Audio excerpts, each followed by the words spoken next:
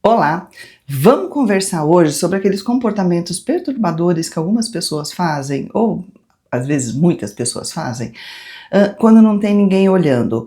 Claro que a gente não vai falar daqueles comportamentos normais de privacidade, que você só faz quando você está sozinho mesmo, e aí tá tudo bem. Claro que você precisa perceber a diferença do que você pode estar fazendo na frente dos outros, que você faz na sua casa, até dos comportamentos mais leves, que nem, por exemplo, você chega na sua casa, você joga a bolsa, você senta no sofá, você bota o pé na mesa de centro, e talvez se tivesse uma visita, se tivesse alguém ali com você, você não ia fazer desse jeito. Mas isso é uma coisa, né, normal, tranquila, ok, você se sente mais à vontade quando você está sozinho, mas a gente vai falar daqueles outros comportamentos que são realmente perturbadores e que têm um, um indício de que tem outras coisas por trás, tem outras emoções, sentimentos, situações motivando aquele comportamento. Muitas vezes são comportamentos que causam prejuízos grandes a outras pessoas, às vezes o prejuízo é só para ela, então a gente vai dar uma lista, vai falar, nem sei quantos que eu coloquei aqui na lista, mas a gente vai falar de um por um para tentar entender. Não é um julgamento, não é para colocar o dedo no nariz de ninguém, você faz isso, você faz aquilo, mas é para entender por que algumas pessoas fazem algumas coisas que são perturbadoras, que estão demonstrando, que são indícios de que tem alguma coisa, às vezes algum transtorno, às vezes alguma doença mental. E quando a gente fala de doença mental, a gente fica, é um nome, um termo muito pesado, mas a gente está falando de ansiedade, de depressão, está falando de toque, está falando de algumas situações emocionais que são transtornos que precisam ser tratados, e muitas vezes a pessoa só faz sozinha, ela não tem esse comportamento na frente de outras pessoas, então ela acaba perdendo a possibilidade de ter alguém dando um alô para ela, falando: olha, isso aí é indício de alguma coisa mais pesada, de que precisa de tratamento, é um indício de que você não está bem, é um indício de que a gente precisa de olhar para isso. Então, é sobre isso que a gente vai falar, sobre essas coisas que talvez você esteja fazendo sozinho e não tem ninguém vendo e não tem ninguém para te dar um alô, ou então às vezes quando vem esse alô vem muito, de uma forma muito desconfortável, às vezes vem muito no julgamento, vem muito no ai, nossa, você faz isso, mas que horror, e aí claro que a pessoa não quer olhar para aquilo que é dito dessa forma, com tanta condenação, com tanto julgamento. Então, vamos lá, vamos refletir a cada um desses exemplos. Pode ser até que tenha mais. Aí eu peço para você me colocar no comentário, aqui nos comentários. Marisa, você esqueceu de colocar esse. Pode ser que tenha muito mais até. Coloquei alguns que talvez sejam os mais comuns e que estejam sendo indicadores mais fortes de alguma coisa mais intensa, urgente dentro da pessoa que precisa ser olhada. Sou Marisa de Abreu, psicóloga. Esse canal é para falar de psicologia, de comportamento, mostrar para você a cada vídeo o exemplo de um assunto com o qual você pode contar com um psicólogo. Por exemplo, numa terapia, né? Se trabalhar, levar essas questões, ver o que está motivando isso e o que você pode fazer para você ter uma vida mais bacana, mais leve, mais feliz. Eu mesma não atendo, mas apresento meu site, link está aqui, ou aqui pelo WhatsApp, bem prático de você pegar as informações de horário, valor, local de atendimento, todos esses detalhes. E lembrando que eu estou nesse momento aqui de informação, de falar para você, deixa o like no vídeo, é uma forma de você retribuir ao que de repente pode estar sendo legal para você está gostando, e porque me ajuda bastante aqui no incremento do canal. Então, vamos lá. Comportamentos perturbadores em privados. Uma reflexão, vamos fazer uma reflexão com relação a isso. É comum, tá? Como eu falei, as pessoas terem comportamentos diferentes em público do que em privado. Boa parte deles é super tranquila, é super normal, mas tem uma grande parte deles que é um indicador de que tem uma coisa mais forte, né? Mais que é o indicador de uma coisa mais complicada, mais pesada, que está realmente influenciando negativamente a vida dessa pessoa. Alguns podem ser inofensivos, podem ser tranquilos, alguns podem ser até engraçados, mas algumas pode levar até algumas questões mais sérias com relação até sobre ética, sobre valores de cada uma das pessoas. Então, como eu falei, é importante ressaltar que a intenção não é julgar, não é colocar o dedo no nariz de ninguém, mas promover uma reflexão, de colocar vocês para pensar, de vamos olhar isso que está acontecendo, quais são as nossas ações, o que a gente está fazendo e o que está sendo realmente, o que é tranquilo, o que é bom você fazer em privado, porque muita coisa é muito bom, muito legal você fazer em privado, você ter o seu momento, de ter mais espontaneidade, mais liberdade, mas tem algumas coisas, como eu falei, são indicadores que tem muito mais coisa acontecendo aí. E alguns exemplos, o que pode ser? Por exemplo, hábitos de higiene pessoal. Roer unha, tem gente que rói muito unha, mas não faz na frente dos outros. Por quê? Porque ela percebe, ela sabe que aquilo é um indicador de, no mínimo, de ansiedade, de que tem alguma coisa maior motivando esse roer unhas.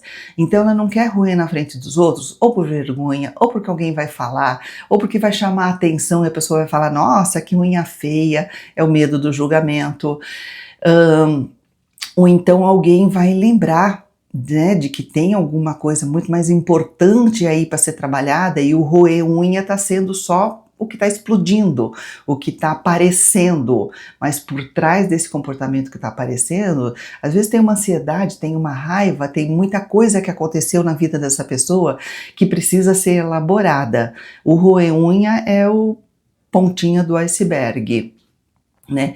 Cutucar cravo, quem nunca, né? Então tudo bem, quem nunca deu uma mexidinha aí no seu rosto, mas algumas vezes isso vira obsessão, vira um comportamento repetitivo, a pessoa chega a se machucar muito fortemente e às vezes ela chega a dar desculpa para as outras pessoas com relação àquele machucado do rosto dela, né? Ah, não foi isso, eu tenho alergia, tenho problema disso, tenho problema daquilo, e na verdade é ela que se cutuca, porque esse ato de se cutucar repetidamente pode ser até um toque, um transtorno obsessivo compulsivo, aquela repetição de comportamento onde ela tem a sensação, e frisa essa palavra, sensação de alívio, porque na verdade não acaba dando alívio nenhum, ela precisa continuar repetindo isso e às vezes ela causa um grande dano, porque a pele depois que você machuca fica uma cicatriz, né? Mesmo que cure ali a inflamação, a infecção, mas fica uma cicatriz, fica marcada para sempre. Algumas pessoas chegam a não nem trocar de roupa todos os dias, chega a não tomar banho todos os dias, chega a não limpar o seu ambiente onde ela mora, onde ela fica, ela não lava, não higieniza os objetos, o chão, as roupas de cama, de banho, de essas coisas. E muitas vezes essa falta de higiene, que ela tem muita vergonha de mostrar, porque acaba parecendo só que é uma pessoa desleixada, mas muitas vezes é um indício de uma depressão forte. A pessoa não tem força, ela não consegue cuidar de si mesma. Então o que ela faz? Como vai parecer muito pesado, muito feia, ela dá uma disfarçada, ela não deixa ninguém perceber, mas às vezes a pessoa está percebendo. Se ela não toma banho alguns dias, as pessoas acabam percebendo, né? E ela costuma se sentir muito ofendida quando alguém fala alguma coisa, porque realmente é ofensivo, você não quer ouvir que você não está cuidando de você mesma, que você está cheirando mal, que você é uma coisa muito pesada de ouvir. Então às vezes a pessoa se afasta dos outros, não chega mais perto, não convida ninguém para entrar na casa, porque ela está tentando disfarçar uma depressão que ela não está nem percebendo, né? Ela está achando que o problema é só aquele da higiene. Às vezes linguagem. Já perceberam que tem pessoas que xingam fortemente e loucamente algumas pessoas ou algumas situações quando não tem ninguém ouvindo? Tá dentro do carro dirigindo, isso é o clássico. Tá dentro do carro dirigindo, xinga todo mundo na rua, todos os motoristas. O que isso quer dizer? Que a pessoa tem uma raiva dentro dela, uma agressividade dentro dela, que ela não quer que ninguém saiba, porque se tiver alguém sentado do lado dela, ela não xinga mais ninguém. Já fica quietinha de boa. E ela xinga não para a pessoa ouvir, porque eu falei, você tá xingando dentro do carro, né? Ou às vezes tá xingando mentalmente, ou às vezes tá dentro do ônibus, às vezes tá andando na rua, tá andando na calçada e tá ali com aquela linguagem ofensiva com relação às outras pessoas. Nossa, como essa pessoa fez isso, essa pessoa é isso, essa pessoa é aquilo. E o que isso mostra? Que ela tem uma raiva dentro dela, que ela tem muita coisa explodindo e que ela está conseguindo dar alguma vazão, extravasar de alguma forma para essas pessoas que estão assim na rua e não estão nem ouvindo. E tudo bem que não estão nem ouvindo, é até melhor que não ouçam, né? Porque essas pessoas na realidade não têm problema nenhum direto com ela, mas é um sinal muito grande de que ela tem alguma coisa muito forte dentro dela, provavelmente uma raiva muito grande, que deve vir de situações que ela já viveu, que foram complicadas, que precisam ser elaboradas. Se você não elaborar, se você não olhar para essas situações, se você não sofrer, se você não chorar o que precisar com relação à situação original, você vai continuar xingando para quem não tem nada a ver com o problema original. Piada de mau gosto, às vezes a pessoa faz isso sozinha, mentalmente, fica fazendo piada dos outros. Nossa, isso daí, olha como é que ela tá. Vixe, né? Piada de mau gosto é sempre julgamento, é sempre julgamento.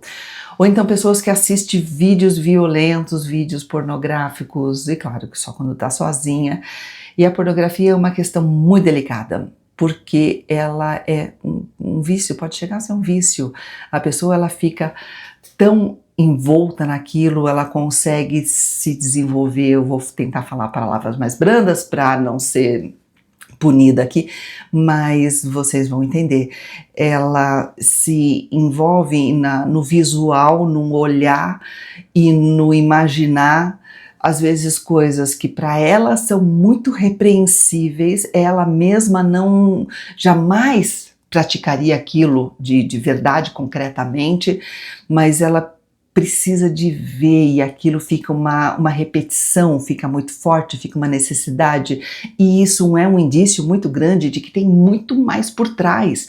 A vida psicológica dela, o emocional dela está muito comprometido e ela está conseguindo extravasar por esse caminho. O problema é, toda vez que você tem um vício e você entra no ciclo, fica muito difícil de você sair do ciclo. Você precisa de uma ajuda externa, de uma mão que te tire disso e fala, vem cá, vamos parar com essa rotina, a gente vai olhar para os seus problemas reais, originais, da raiz, de uma forma mais verdadeira e que realmente possa te ajudar, do que você ficar nesse ciclo de ficar olhando, vendo esse tipo de coisa que pode estar te fazendo muito, muito mal. Aqui na equipe eu tenho uma sexóloga que ela trabalha muito bem essas questões e é muito comum esse tipo de queixa, as pessoas procurarem por causa disso. Eu falo assim, eu tenho vício, eu não consigo sair dos vídeos, eu não consigo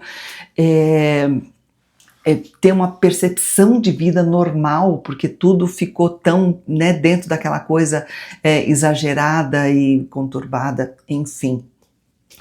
Consumo também, aquelas pessoas que só fumam escondido, só bebem escondido e só usam substâncias ilícitas também quando estão sozinhas. Ela também tem essa coisa tanto do medo do julgamento das pessoas que vão me falar que isso não é legal, então ela não quer ouvir. Então ela sabe que não é legal, ela sabe que não está fazendo bem para ela, mas ela não consegue controlar. E o que ela faz numa tentativa de controlar? Faz sozinha, faz escondido, ninguém está vendo. Então ninguém vai falar contra, mas ela continua na rotina, no vício, no consumo, e às vezes até o comer. Você já viu aquelas pessoas que na frente dos outros só come maçã e uva e morango e rabanete, e você não entende por que ela tem aquele peso? Porque sozinha ela extravasa, né? Não tem como. Né? Tem uma lógica aí na coisa. Então a pessoa que só come escondido, só come sozinha, não come na frente dos outros, tem muito desse medo do julgamento. Aí as pessoas vão falar, né? Se eu tô nesse peso porque eu tô comendo esse tipo de coisa, então eu não quero ouvir. Se eu não quero... E claro que também eu concordo com essas pessoas, é horrível ouvir, porque né, as pessoas não vêm com um sentimento tão claro, tão puro, mesmo que venham com esse discurso, pro teu bem, porque eu tô falando isso porque é com relação à saúde, a gente não tá nem pensando na estética. No fundo tem aquele julgamento que é ruim, que é difícil, por isso que é importante a pessoa, ela mesma se conscientizar e falar, não estou fazendo bem para mim. né? Não estou tratando o meu corpo do jeito que ele merece. Por isso que é muito importante ela mesma se respeitar. Pessoas que têm o comportamento de desrespeito ao ambiente, joga lixo no chão, desperdiça água pra caramba, né, vandaliza propriedades alheias ou propriedades públicas, vai lá, arrisca, pega a muda de planta ou do quintal do outro ou do parque público. Às vezes tem muito essa necessidade de transgredir. E o que tem por trás disso? É uma raiva, é uma vontade de se expressar, é uma necessidade de mostrar que a pessoa tem vontades, que ela tem e que não está conseguindo um espaço para colocar isso. Então ela faz escondido. Tem ninguém olhando? É lá que eu vou estragar uma propriedade pública. É lá que eu vou jogar lixo no chão, não tem ninguém olhando. É lá que eu vou fazer esse tipo de coisa. Você percebe que no fundo tem uma necessidade, uma vontade de extravasar, de gritar para o mundo, de falar, olha, não tá legal, aqui dentro de mim as coisas não estão legais e eu tô precisando de fazer alguma coisa, de deixar um rastro, porque deixa rastro.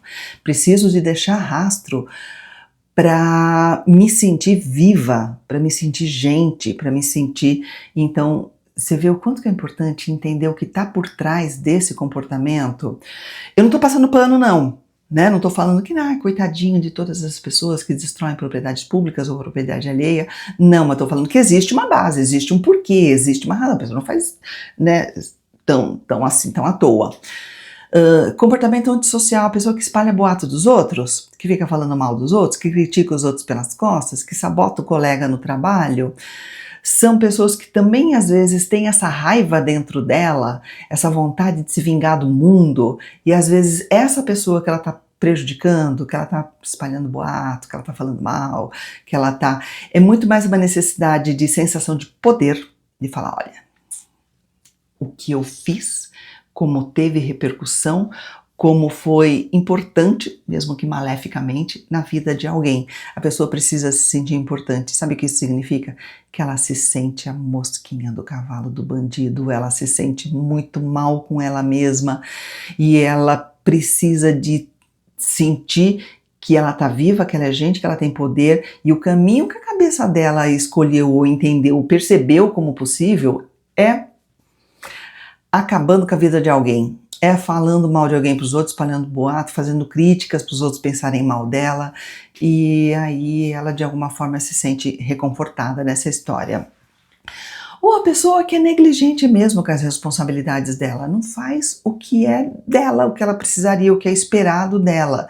Não cumpre prazo, fica adiando tudo que é importante, não tem as suas coisas e não cuida das suas próprias coisas. Às vezes tem animal de estimação e deixa o animal lá e você fala, como? Você não gosta?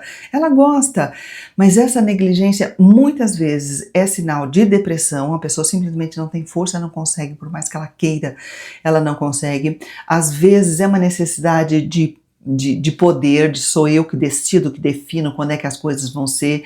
Então você vê que o comportamento em si, muitas vezes, ele não é esclarecedor de tudo que está acontecendo na pessoa. Você precisa entender o que está motivando aquele comportamento e para cada pessoa vai ter motivador diferente e isso é importante.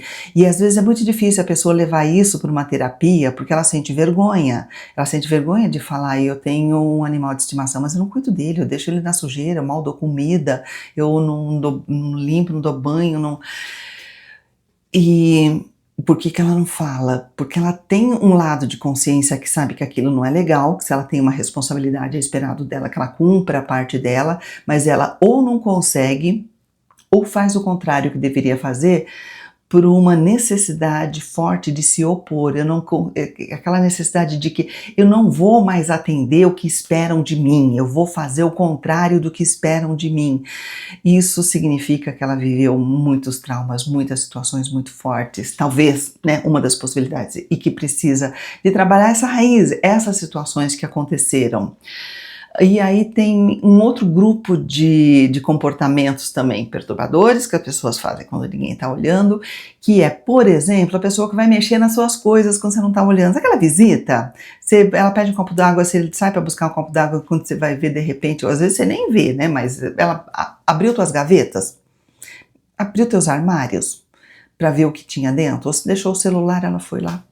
De repente não tem senha, ela foi lá, ou pelo menos tentou abrir para ver o que está no seu celular. O que acontece? Porque tem pessoas que fazem isso. Às vezes é um desvio dentro dela mesma, essa necessidade de que eu quero saber dos outros, às vezes é uma necessidade de se entender, eu quero saber se eu sou normal, eu quero saber se as coisas que essas pessoas têm nas suas gavetas, nos seus armários, no seu celular, se são coisas que eu também tenho. Às vezes é uma necessidade de invadir, que essa necessidade de invadir tem muito a ver com necessidade de poder, porque se eu invadir tua vida, se eu souber o que está na sua intimidade, eu tenho poder sobre você. Eu posso falar e fazer coisas usando esse material. E essa necessidade de poder, na grande maioria das vezes, está baseado numa grande sensação de incapacidade, de inutilidade. A pessoa se sente tão mal com ela mesma, ela tem uma autoestima tão baixa que ela precisa compensar isso buscando poder de tudo quanto é jeito em cima das outras pessoas. Outras pessoas, às vezes, estão num relacionamento e você nem sabe, mas ela está criando um monte de perfil de namoro em sites, em aplicativos, e às vezes nem ela sabe por quê. Porque eu tô no relacionamento, às vezes o relacionamento dela até que tá bom, tá andando, tá indo, mas ela tem essa necessidade. De novo, tem muito a ver com a autoestima lá no chão, porque ela precisa de saber que ela é querida. Às vezes ela só quer saber quantas pessoas se interessam por ela, às vezes fica só nisso, às vezes ela vai mais além, às vezes ela marca encontro, às vezes ela vai, às vezes ela tem 500 relacionamentos paralelos, e que nesse caso eu acho muito claro que tem a ver com a sensação de total incapacidade, inutilidade, baixa autoestima ao máximo, porque ela precisa de que outras pessoas fiquem dizendo para ela que ela é legal, que ela é interessante, que ela é atraente, que ela... E aí ela precisa de um batalhão, né? Uma só não supre, não é suficiente, não convence que ela pode ser uma pessoa legal, ela precisa de um batalhão. Então ela sai fazendo isso. Né? Pessoas que não conseguem se livrar de nenhum ex, tá sempre mantendo contato com todos, às vezes até marca alguma coisa, às vezes fica iludindo o ex ou a ex fica achando de que, nossa, pera lá, parece que eu tenho chance. Às vezes essa pessoa até tá num relacionamento, ou às vezes não tá em relacionamento nenhum, mas é de novo o mesmo tipo de coisa. Ela quer ter a sensação de que tem muita gente aqui que tá me dando bola. Ó, começou legal, começou bacana. E fica massageando o ego das outras pessoas, falando coisas que às vezes nem pensa, mas está fazendo só para ter essa legião de admiradores que faz questão de alimentar e de uma forma muito falsa, muito mentirosa, porque ela está lá atrás, né, desse tipo de coisa. Também tem a pessoa que cria uma extrema curiosidade em cima de alguém, em extremo interesse, mas é um interesse um tanto disfuncional, não é aquela coisa legal, bacana, eu quero amizade com você, vou lá e vou ser legal com você, para você também compartilhar situações comigo, ou situação de interesse amoroso, que a pessoa vai lá, tenta ver até onde dá, se a pessoa foi recíproca, legal, continuamos, se a pessoa não foi recíproca, que pena, né, não deu certo, partimos para outra. Não, isso é um jeito saudável de você se relacionar com pessoas. Muito legal, você tem interesse por pessoas, tanto por amizade, como por relacionamento amoroso, se você for solteiro, se você não tiver ninguém. Mas algumas pessoas, elas ou não aceitam ou não vão adiante para tentar saber se essa pessoa a aceita na vida dela. Ela só fica perseguindo, vai atrás de rede social, fica querendo saber de tudo que a pessoa está fazendo, fica circulando as pessoas que conhecem essa pessoa, fica querendo saber todos os detalhes, todos os dados, todas as fofocas que aconteceu, onde você foi, o que é isso, o que é aquilo. E aí... E aí a pessoa, às vezes, que tá nessa, fica se sente desconfortável, vai, o que é isso? A pessoa tá querendo saber da minha vida? Nem tenho intimidade com essa pessoa para estar perguntando esse tipo de coisa, ou para estar circulando as pessoas que eu conheço, ou para estar invadindo minhas redes. Se bem que invadir rede é meio assim, né? Se você não quer que sua rede social seja vista por pessoas desagradáveis, fecha sua rede e tenha só para as pessoas que você conhece. que é um grande problema que eu já tive, agora parece que eu consegui organizar, mas também eu acabo olhando muito pouco. Minha rede social, não vou nem falar qual, mas a pessoal, minha, né, a que eu posto o meu passeio de domingo, tem uma dúzia de pessoas. Tem aquelas pessoas que eu convivo, aquelas pessoas que eu recebo na minha casa, são os meus parentes. As pessoas falam, essas pessoas, ok, eu quero compartilhar o que eu fiz no final de semana. O grande público, acho que não tem nada a ver. Então eu tenho redes sociais profissionais, que eu falo de psicologia, que eu posto as questões, posto os e-books, posto essas situações, e tem muita gente que fica muito brava. Não, eu quero a sua rede pessoal particular. Mas não, minha particular eu não abro. E ela fica lá entrando com pedido de amizade, pedido de amizade. Eu não respondo. Por quê? Porque não tem porquê. Só por isso. Só porque não tem porquê. E aí tem essas pessoas que ficam com essa... E essa extrema curiosidade, essa extrema necessidade de se cercar de uma pessoa, ou ficar próxima de uma pessoa que não tem interesse por ela, que já mostrou que quer tocar a vida dela, assim, não é nem que tá rejeitando, isso não é nem rejeição, é tipo assim, não tô nem pensando em te colocar na minha vida, não tô nem cogitando. E isso não é rejeição, isso é simplesmente, eu tô seguindo minha vida aqui e você tá tentando uma coisa que eu tô vendo que não tem espaço para você, não tem sentido te colocar na minha vida. Por quê? Porque você não tem significado na minha vida e eu também não tenho espaço, não quero que tenha mais. E aí as pessoas ficam nessa perseguição de ir atrás, de querer saber, de querer detalhes, de ficar fazendo perguntas, né? E aí a gente fica pensando, o que tem por trás disso? Que necessidade que de repente pode ser que ela tenha um histórico de abandono, pode ser que ela tenha um histórico de isolamento, um histórico de ser excluída, e aí ela quer compensar em cima de uma outra pessoa aleatória que ela pega na vida dela, quando que o importante é ir trabalhar essas situações originais, o que fez essa pessoa realmente se sentir desse jeito tão excluída e com essa necessidade de fazer isso com uma outra pessoa que está caindo de paraquedas na vida dela. Então você percebe que esses comportamentos perturbadores, eles são muito significativos, eles são indicadores de fortes situações, vivências e que você precisa trabalhar internamente e entender o que está acontecendo contigo. O que você acha disso tudo? Você consegue lembrar, pensar de mais algum comportamento perturbador que eu não coloquei aqui nessa lista, que de repente complementa? Coloca nos comentários. Conhece pessoas que fazem esse tipo de coisa? Coloca nos comentários. Não precisa dar nomes, óbvio, claro, a gente não tá aqui para isso, como eu falei, para julgar. E se você percebe que você precisa de ajuda de um psicólogo e um dos nossos for escolhido, vai ser muito bem recebido. Obrigada por me assistir.